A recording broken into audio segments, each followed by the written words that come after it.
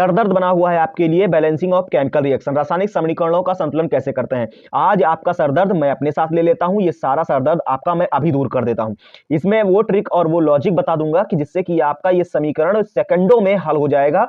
आज के बाद से आपको कोई समस्या नहीं होगी। लेकिन इसमें एक एक पल का आपको ध्यान रखना है कि हम कैसे यहां पर इसको बैलेंस करेंगे, किस लॉजिक से बैलेंस करेंगे, वही आपको यहां देखना है। यहां पर आपको समझने के बाद ये बगल में क्वेश्चन दिए गए हैं, इस ट्रिक को आप इन क्वेश्चंस में अप्लाई करके देख सकते हैं, चेक कर सकते हैं। अगर ऐसा गलत सिद्ध हुआ तो आप हमारे चैनल को अनसब्सक्राइब कर देना, लाइक भी वापस ले लेना, लेकिन उससे पहले वीडियो को लाइक कर दीजिए, चैनल सब्सक्राइब कर लीजिए, और अगर आपको ये समझ में आ जाती है तो आप ज्यादा से ज्यादा शेयर कर दीजिएगा, क्योंकि ये ट्रिक मैं आपको पहली बार बताने जा रहा हूं। सेकंडों में आप सॉल्व करेंगे, सेकंडों में। आइए देखते हैं, तो शुरू करें। जैसे हमारे पास एक लिखा है reaction Fe plus H2O gives out Fe3O4 plus H2। बच्चों देखो हम इसको कैसे चुटकियों में ऐसे बैलेंस कर देते हैं। देखिए जैसे सबसे पहले यहां पर हम लोग एक कांस्टेंट मान लेते हैं, A B C और D, हर जगह पे हमने कांस्टेंट मान लिया। फिर क्या करते हैं बच्चों, ध्यान देना, यहीं से मेन पॉइंट है।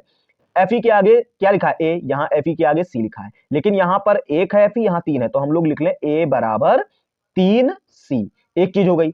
अब बी पे पहुंचो। बी अगर हाइड्रोजन के लिए लिखा जाए तो 2H है, तो लिखेंगे 2B, और इधर हाइड्रोजन कितने हैं 2D, तो हम लिखेंगे 2D। खैर ये 2 से 2 कट गया, बी बराबर डी आ गया। ये एक समीकरण एक ये बना और दूसरा समीकरण ये बना। अच्छा अगर बी को ओ के लिए लिखें तो यहां बी लिख लें, एक है ओ, यहां पे ओ कितने हैं 4, तो सी है तो हम लिख लें 4C। बच्चों हमारे पास 4 कांस्टेंट है, ये आप जानते हैं, बस हो गया इसका समीकरण का संतुलन। आप समीकरण संतुलित कर चुके, बस खाली 2 सेकंड और रुक जाइए। क्या करेंगे, चारों कांस्टेंट में से किसी एक को हम मान लें 1, मान लेते हैं सी को 1। तो जैसे ही सी की वैल्यू यहां रखी तो ए का वैल्यू कितनी आ गई 3, एक वैल्यू मिल गई।